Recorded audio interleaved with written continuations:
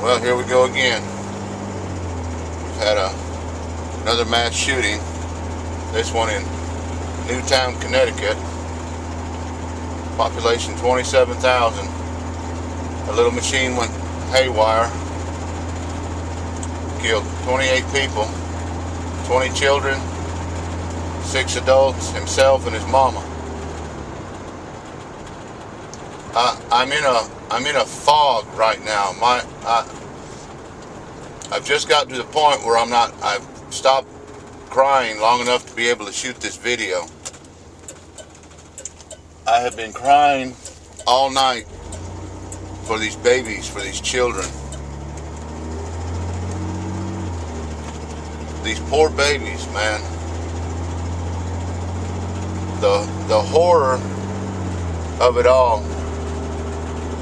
These poor babies. This has to be the point in our lives as a nation where we take the lives that have been lost and we use it as a turning point to do something, to change the way we are. In my other videos, I was prompted to shoot those videos because of what happened in Aurora with Holmes shooting up the theater. But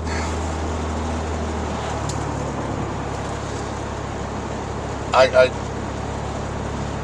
think as a nation we're just going to sit around like we did the last time and dissect this guy and break it down and try to figure out why the little machine went haywire, and then sit around and then sit in a lull that once we figured out his insanity, hey, now we're safe and protected again.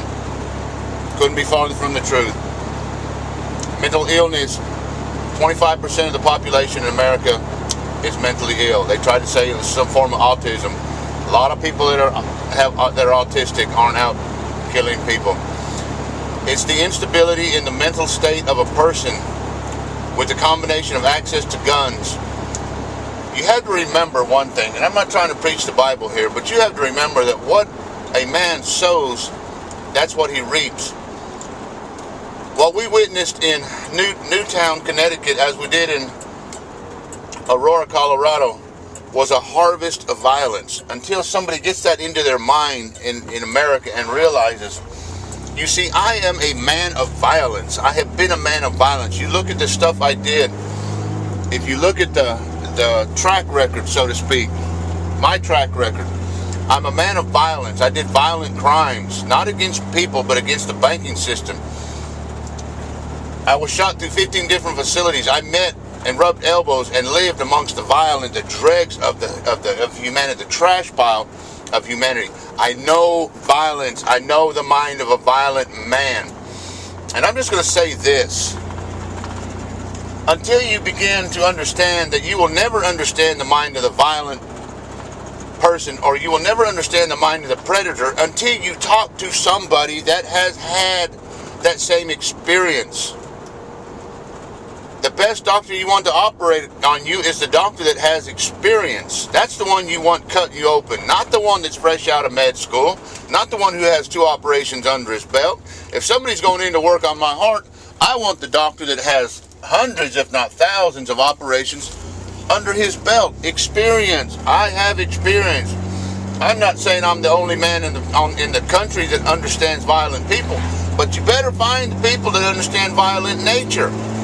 Here's the tragedy of it. Here's the complete tragedy of this. We as a nation, we're going to enter back into a lull where we're not going to do anything about it. It's time to set some school perimeters. If this doesn't open the minds of people to start putting cameras and sensors and make our schools safe zones. Come on, people, cut this shit out. What's it going to take to get our schools safe? When I came out of prison in 2008, I wrote a 65-page ebook. The very first chapter of that book, this is 5 years ago, the very first chapter of that book covers school shootings. This is 5 years ago. Nobody's read the document. It's only been read by almost like 2,000 people. But nobody's heralded or sounded an alarm that, hey, this guy right here, we might need to take his advice. Get a school perimeter. Lock those doors down at 8:30 when class begins so that nobody can come in that school except through one point of entry, a POE, and that point of entry is monitored with a metal detector and an armed marshal or police officer. Come on! Oh my God! Quit thinking that we're safe. We're not. The earth doesn't have to be filled with violent people. It only takes one violent person to do what he will do. And then boom, we sit back like we are and we weep for these babies. Those children that witnessed this, they'll never be the same. They'll never recover from this. Look at the children of Columbine, still many years, 2 decades later, look at them. They're still messed up about it. Come on, America. Come on.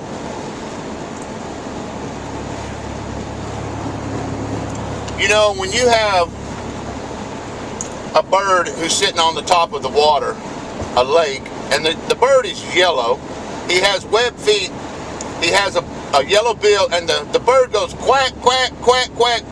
It's pretty obvious that that bird is a duck.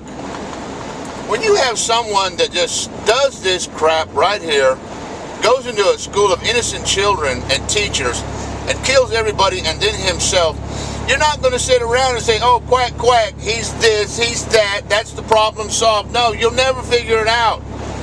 Figuring it out does not make you safe from the next one. The next act of violence is now being prepared. How many times do I have to say this? It's being prepared even now as we speak, either through a copycatter or through someone who's jealous. This guy set the record. This guy set the record. You don't think there's some more lunatics out there who want to better that record? Come on. I'm telling you there are. I can name 3 or 4 of them right now that are coming up for parole, that are gnawing at the bit, salivating about this. They want to get out and set the record themselves. They have no problem with killing 30 people and then themselves. Wake up, America. Come on.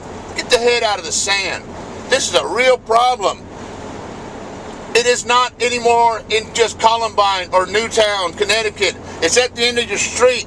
Your children are going to school with people that are bullying and being bullied, who've had enough, who go home to housefuls of guns and knives and violence, and have said they've had enough.